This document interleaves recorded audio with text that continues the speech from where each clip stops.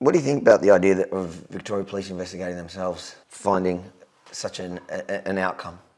It's corrupt. Were you expecting any different? I would have thought after everything that's gone on the last 2.5 years, 3 years, that they would have got something a little bit better than that. What were you more surprised about? The fact that they lied about your injuries, claimed they can assault you because you weren't injured, even though you were, but let's pretend you weren't, or the fact that they called your actions unlawful after withdrawing their own charges, so you've never been charged with anything? The whole lot. I'm Yemini for Rebel News in Melbourne, Australia. I've come here today to keep you posted on a story you've been following with us for the last couple of years, where a group of lockdown protesters who, during the lockdowns here in Melbourne, travelled to the city to protest the harsh restrictions. Now, they were ordered to move on at the time, and when they complied with police, you see in the body-worn camera footage, they were followed almost all the way back to their cars, where police rushed across the road, pouncing and bashing the group. Now, the one that they first targeted, Jay, you will remember, he was dragged through the courts for over a year and finally won his matter, forcing police to withdraw on the day of his trial all the charges and paying his costs. After that win, when we caught up with Jay, he promised to take it further, which he did. He filed for an investigation with IBAC. We're here today to find out what happened. So last time I spoke to you was after your case had been withdrawn by police and they paid your costs. Yep. The story, for those who don't remember, was that you were at a protest with a group. Police gave you a move-on order. You followed those directions and they followed you all the way almost to your cars. Yep. Right when you got to your cars, what happened? They ran across the road and assaulted. Punched you in the face. Took my legs out. Yeah. There was a brawl. You were charged.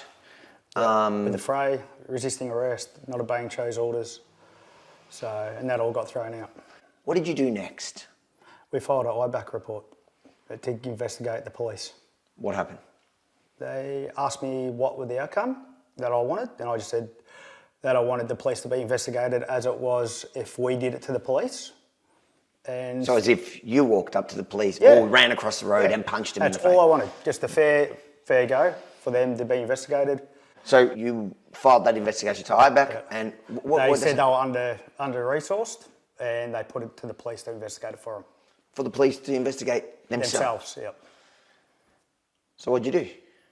I spoke to the investigator on the phone, told him I wanted the police to investigate it the same as they did us, and he gave me back a report, I reckon probably about 2 months later, saying it was my fault. I was the leader, I instigated it, and everything that we copped on that day pretty much we deserved.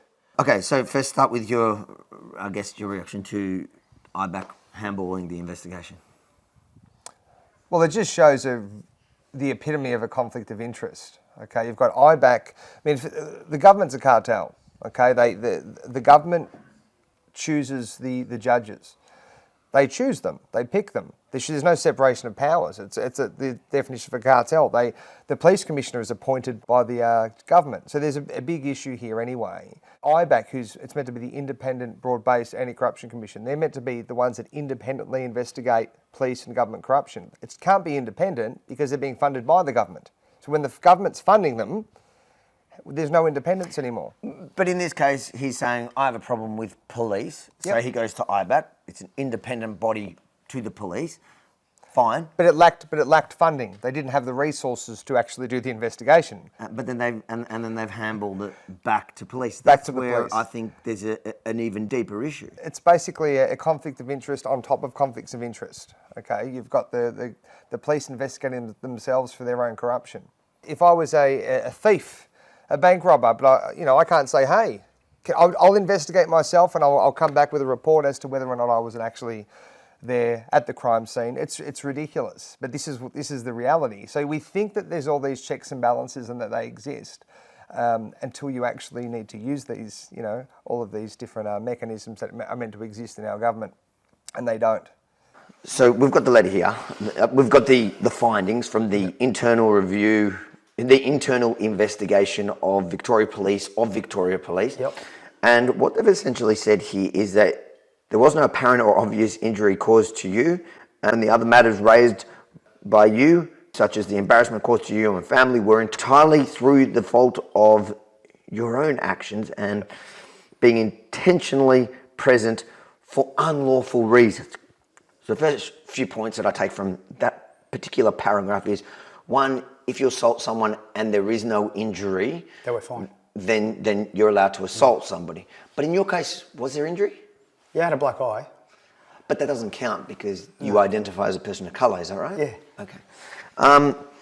Just had to clarify that for I had them. sore knees where they tripped me over. So there were injuries? They were injuries. Not that it matters. No, it didn't matter. And I did say that to him. I go, I'm not worried about the injuries. I go, I just want the police to be investigated so it doesn't happen again.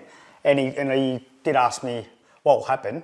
And I said, should they be in the police force, not only the coppers that did it, or the police officer that behind the scenes that give them the order to do it?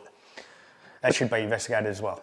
It would seem from that police are allowed to assault you, they're allowed to actually injure you, then their defence can be two things.